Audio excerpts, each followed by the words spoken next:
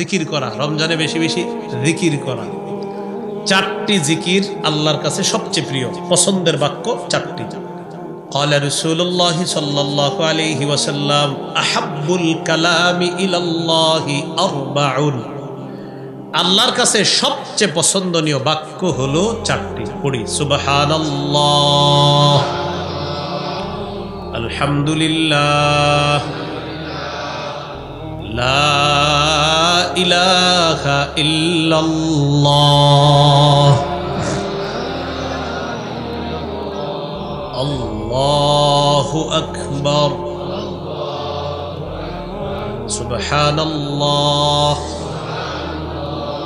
আলহামদুলিল্লাহ,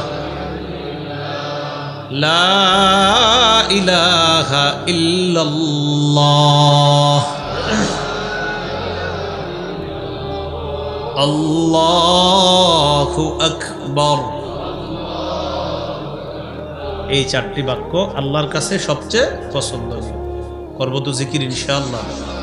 আল্লাহ তাআলা বলেন, ইয়া আইয়ুহাল্লাযীনা আমানু যকুরুল্লাহা যিকরান কাসীরা।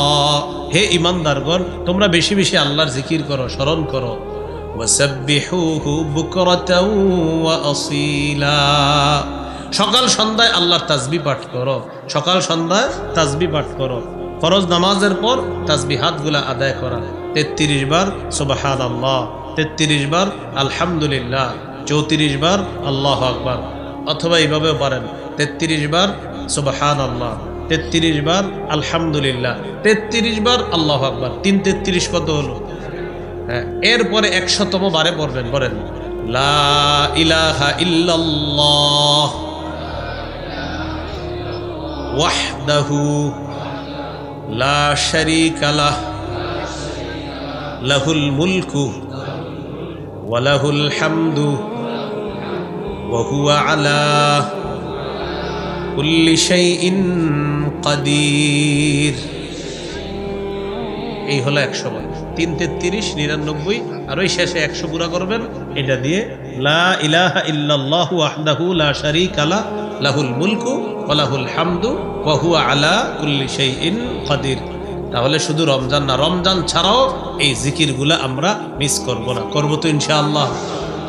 আল্লাহ তৌফিক দান করেন। এই হলো 12 নাম্বার। রমজানের করণীয় নাম্বার 13, সারাদিন রোজা রাখলেন, ইফতার করা। এবার আমরা প্রথম রোজার আলোচনা চলতেছে, মানে রাতে চাঁদ দেখছেন, এই চাঁদ দেখা এবার রোজায় গেলাম আমরা। 13 নাম্বার ইফতার করা। 14 নাম্বার ইফতার করানো। 13 হলো ইফতার করা, 14 হলো ইফতার করানো।